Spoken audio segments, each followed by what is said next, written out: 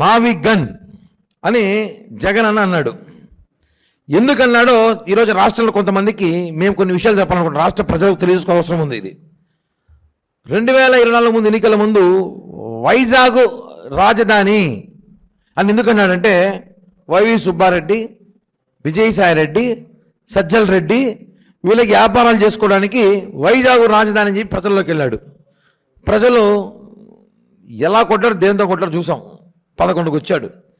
ఇప్పుడు మావి గన్ అని రాజధాని అంటున్నాడు. ఎవరి కోసం తెలుసా? అది మచిలీపట్నం నాని కోసం, విజయవాడ అవినాష్ కోసం, గుంటూరు అంబటి కోసం, లేదా విజయవాడలో జడా శ్రావణ్ కుమార్ కూడా ఉంటాడు కాబట్టి ఆయన కోసం కూడా కావచ్చు. వీళ్ళ కోసం ఇప్పుడు మావి గన్ అని కొత్త కాన్సెప్ట్ తీసుకొచ్చాడు. ఇవన్నీ ఎందుకంటే వీళ్ళ ముగ్గురిని ప్రచ్చగొట్టి పంపిస్తాడు. మనం చూసాం, కోడిగూడతో కొట్టించుకున్నారు అందరూ అమరావతికి. ఏ అమరావతికి ఏ చెవిరెడ్డి భాస్కర్ రెడ్డో, కరుణాకర్ రెడ్డో, సజ్జల రెడ్డో, విజయసాయిరెడ్డి లేడు అనుకోండి, ఇంకా సమ్ రెడ్డిస్, పెద్దిరెడ్డి, ఇంత రెడ్డిస్ ఉన్నారు కదా. ఈ రెడ్లు పంపించచ్చు కదా, ఎందుకు కాపుల్లే పంపించి కోడిగూడతో కొట్టించారు మీరు అక్కడ అంటే వాళ్ళ ముగ్గురికి రెచ్చగొట్టాడు. మావి గన్ మీకోసమే తీసుకొస్తున్నాను నేను. మావి గన్ రాజధాని అయితే మొత్తం దోచేయచ్చు మీరు, మీ ముగ్గురు మచిలీపట్నం టు గుంటూరు దాకా మొత్తం మీ హవా చేసుకోవచ్చు అని చెప్పి ప్రయత్నంలో భాగంగానే మావి గన్ తీసుకొచ్చారు. కానీ మావి గన్ ప్రజల కోసమైతే కాదు, మావి గన్ ఈ ముగ్గురు కోసమే తీసుకొచ్చింది కాన్సెప్ట్. అందుకే అమరావతి కాదు మావి గన్ అని చెప్తున్నా. అంటే వాళ్ళ ముగ్గురిని రెచ్చగొట్టి రేపు మన లక్షల కోట్లు దోచేసిన ఆలోచనతో వాళ్ళ ముగ్గురు మీద ఈ ఒక కాన్సెప్ట్ జగన్మోహన్ రెడ్డి కొత్తగా ప్రయోగించాడు. ఇది వాస్తవం, ఈ విషయం తెలుసుకోవాలి. అలాగే మీకు ఒక జస్ట్ ఆస్కింగ్ అని ప్రకాష్ రాజ్తో తెలుసుంటుంది. ఈ మధ్యకాలంలో ప్రకాష్ రాజ్ కూడా చాలా ఎక్కువ మా మీద దాడి చేస్తుంటాడు గతంలో నుంచి కూడా. ఆయన ఇప్పుడు రాష్ట్రంలో అన్ని పోలీస్ స్టేషన్ తిరుగుతున్నాడు. అప్పుడు ఒక వ్యక్తి ఉన్నాడు, ఆయన గురించి అతను అంత పెద్ద హీరోయిన్ కాదు, రావాలనేసి ఒక ప్రశ్న అని ఒక సోషల్ మీడియా పెట్టుకొని ఆయన జనసేన వాళ్ళనే ప్రశ్నిస్తాడు. ఇంకెవరు పవన్ కళ్యాణ్ గారిని మాత్రం ప్రశ్నిస్తాడు, ఇంకెవరిని ప్రశ్నించడు. వాళ్ళు టిన్ బ్రదర్స్, రావణు శ్రావణ్ అడ్వకేటు, ఈయన రావణు. ఎలా ఉంటుందంటే ఇప్పుడు ఈయన పరిస్థితి ఎలా ఉందంటే ఆయన పవన్ కళ్యాణ్ గారిని, ఆయన కుటుంబాన్ని నోటుకొచ్చినట్టు మాట్లాడతారు. ఇప్పుడు మేము విమర్శలు చేస్తాం, ఒక లిమిటెడ్ చేస్తాం, మీరు మిమ్మల్ని చూసి నేర్చుకున్నాం కాబట్టి మేము చేస్తున్నాం. ఈ ప్రశ్న రావణ్ అనేవాడు ఒక్కసారిగా రాష్ట్రంలో హైలైట్ అయిపోవాలనుకున్నది ఇలా. ఎలా ఉందంటే వీళ్ళ డైలాగులు, మొన్నేమో కాపులు ప్రెస్ మీట్ పెట్టి రేపు మమ్మల్ని సీఎం చేస్తాడు 5 మందిలో ఒకరిని అడిగాడు. నిన్న వీళ్ళు దళిత క్రిస్టియన్లు ప్రెస్ మీట్ పెట్టి మీటింగ్ పెట్టి బహిరంగ సభ పెట్టి మమ్మల్ని డిప్యూటీ సీఎం చేస్తామని జగన్ అంటాడు. అంటే ఇద్దరు ముగ్గురు దాంట్లో రావణు శ్రావణం ఇద్దరు డిప్యూటీ సీఎం అయ్యే అవకాశాలు చాలా ఉన్నాయి వాళ్ళకి. వీళ్ళు జగన్మోహన్ రెడ్డి ప్రేమతో పవన్ కళ్యాణ్ గారు కక్ష అనిపించారు. ఎలా ఉంటుందంటే ఒకడేమో పోలీస్ స్టేషన్ చుట్టూ తిరుగుతున్నాడు, ఒకడేమో ఆయన కోసం బెయిల్ కోసం అన్ని స్టేషన్ తిరుగుతూ ఉంటాడు. అర్థమవుతుంది. ఈయనేమో లోపల తిరుగుతూ ఉంటాడు, ఈయన బయట తిరుగుతూ ఉంటాడు. వీళ్ళిద్దరు పని ఏమి, పవన్ కళ్యాణ్ గారు నిందలేసే పనే. వీళ్ళు ఎలాంటి వాళ్ళంటే వీళ్ళకి ఒక ఉన్నాడు బాస్, డండుస్కే బాస్ అని పేరు, డండుస్కే అన్నారు. ఆయనే ప్రకాష్ రాజు. ఆయన ఈడే ఒక విధవ, ఎవడు ఈ రావణ్ అనేవాడు. వీడి దగ్గర ఆయన కూడా అడుగుతున్నాడు ఎలా మాట్లాడాలి మీడియాతో, ఎలా ట్విట్టు పెట్టాలని అడుగుతున్నాడు. ఈ ఒక వాయిస్ రికార్డు అందరికి పంపిస్తాం, మీడియాకు వినండి ఒకసారి. మేము గొర్రెలం కాదు, బానిస బ్రతుకు బ్రతకడానికి. ఈ బెదిరింపులు వద్దు నాగబాబు గారు. ప్రశ్నించడం మా హక్కు.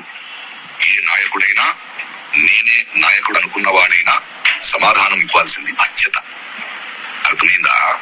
Just asking.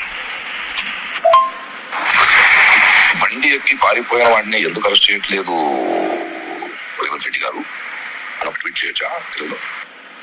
సార్ అది కొందరు అమ్ముడుపోయిన మీడియాకి అంటే అది రాంగ్ వర్డింగ్ అవుతుంది సార్. కొందరికి అమ్ముడుపోయిన అంటే కొన్ని పార్టీలకు కావచ్చు, లేకపోతే కొంతమంది మనుషులకు కావచ్చు అమ్ముడుపోయిన మీడియాకి అన్నట్టు. సో కొందరికి అమ్ముడుపోయిన మీడియాకి అని పెట్టాను సార్.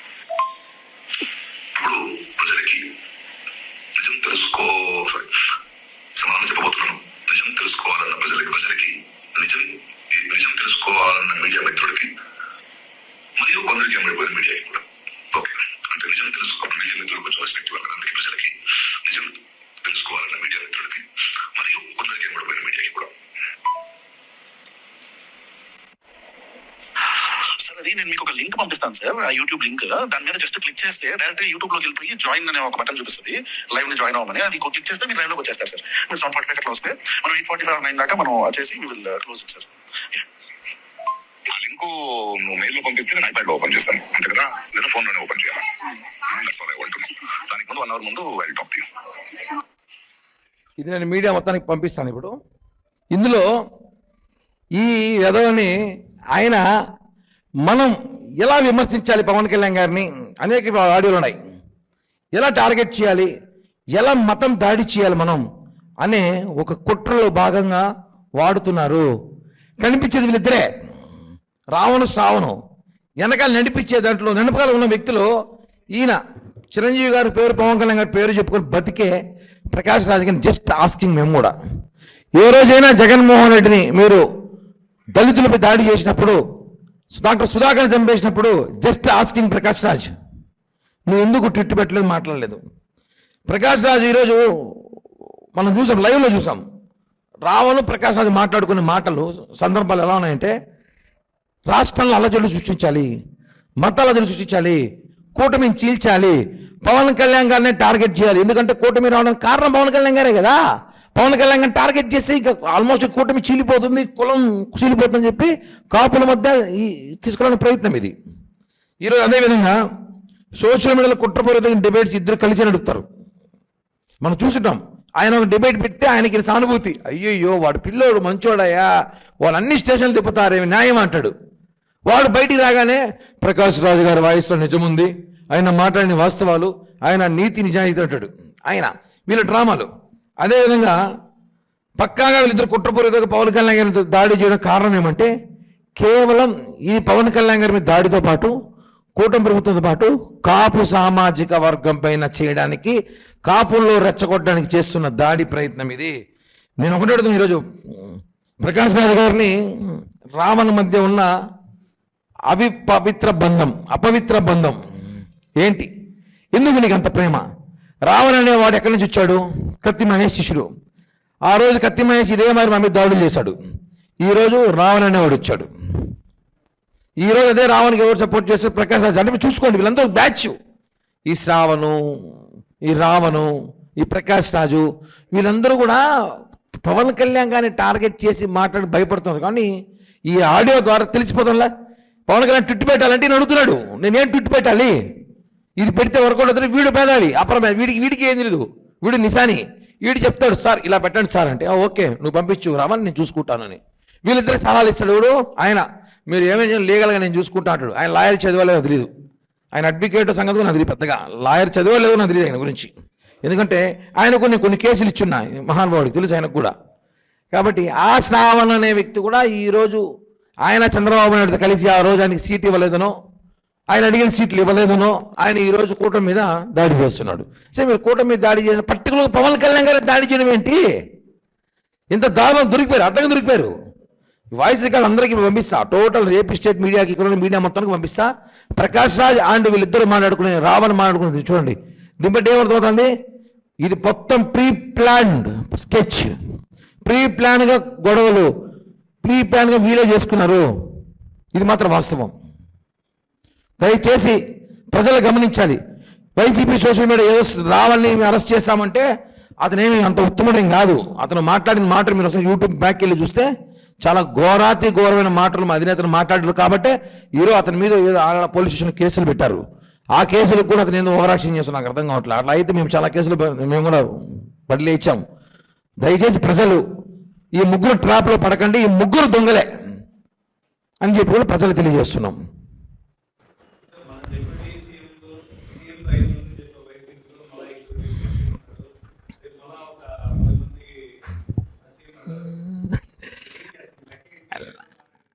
అన్న లెక్కే లేదు.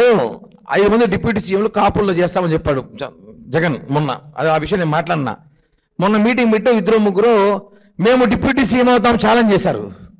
వీళ్ళిద్దరూ ఓకే, జగన్మోహన్ రెడ్డి పరిస్థితి అర్థం కాలేడా? వీళ్ళేమో సీఎం అవుతా, డిప్యూటీ సీఎం అవుతా, ఆయన పరిస్థితి ఏంది? ఇవన్నీ కూడా డ్రామా.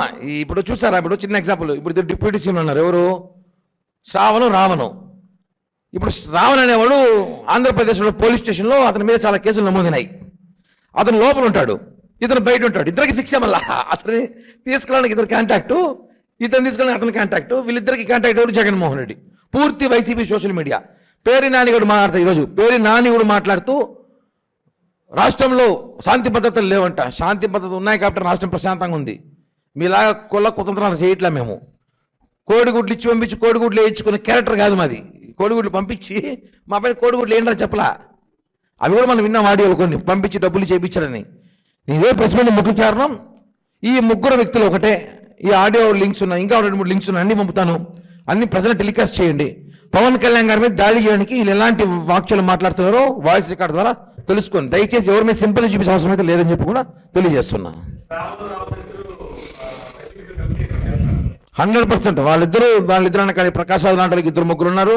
ఖచ్చితంగా వీళ్ళందరూ కూడా వైసీపీ ట్విన్ బ్రదర్స్. అందరూ ట్విన్ అంటే కాదు, బోత్ ఆల్ బ్రదర్స్ అందరూ కలిసి పవన్ కళ్యాణ్ గారిని టార్గెట్ చేస్తున్నారు.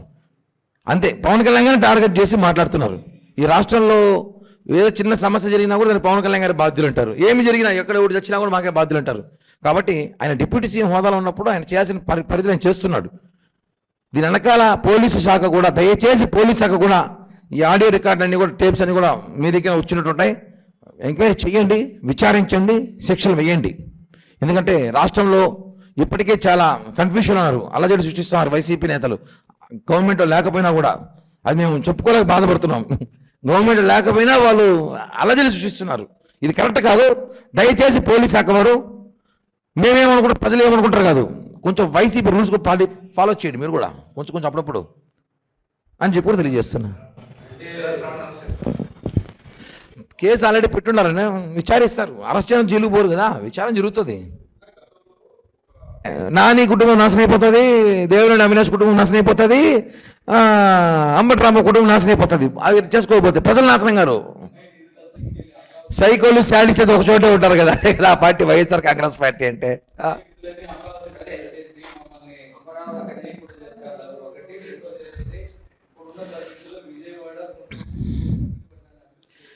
అవునన్నా, ఈ మాట నువ్వు అధికారంలో ఎందుకు అనలేదు?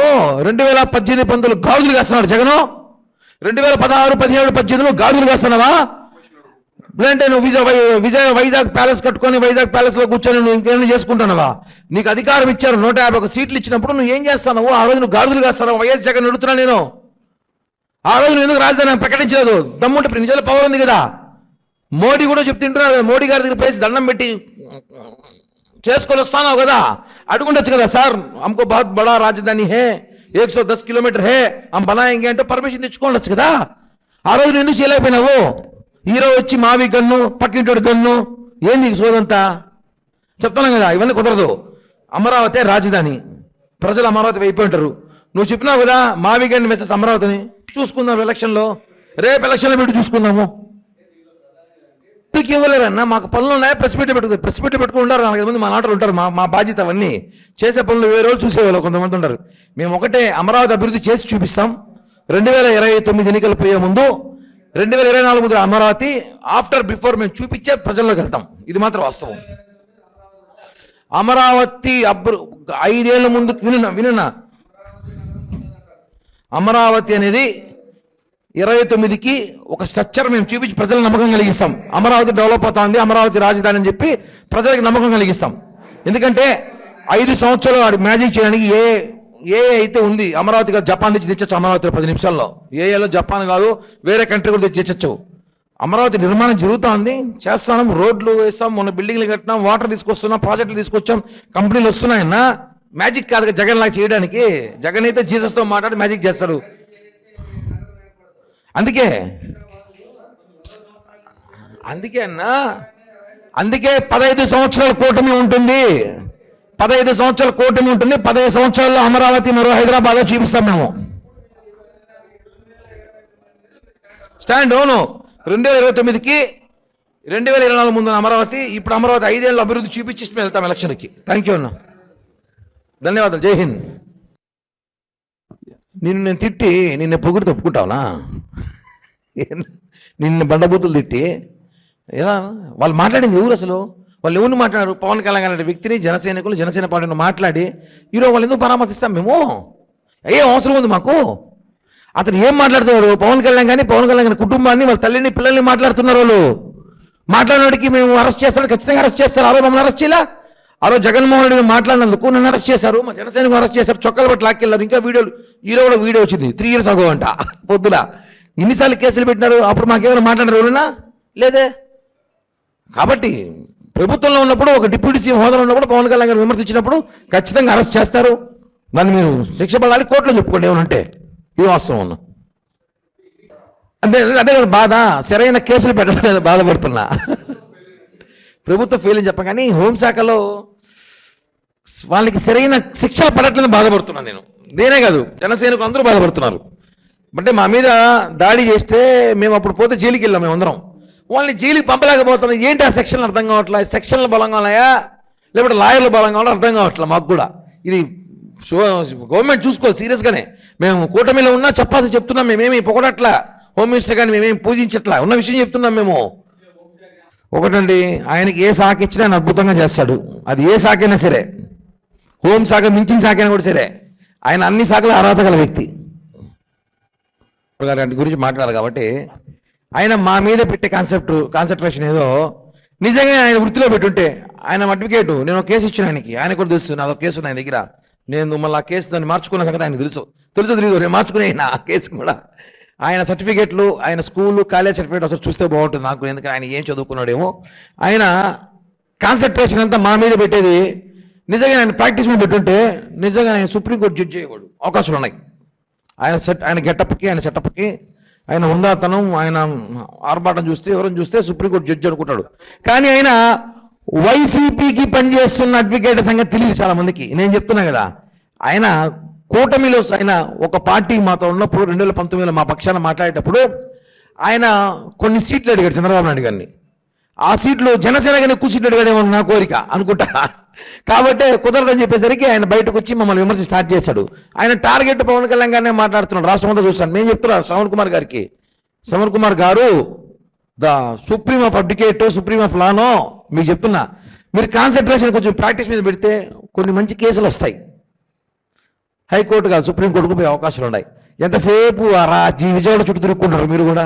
నా సలహా, నేను మీకు బాగా తెలుసు కదా, మనంతా కలిసి మా కేసు మీరే చూశారు అని చెప్పి కూడా తెలియజేస్తున్నా.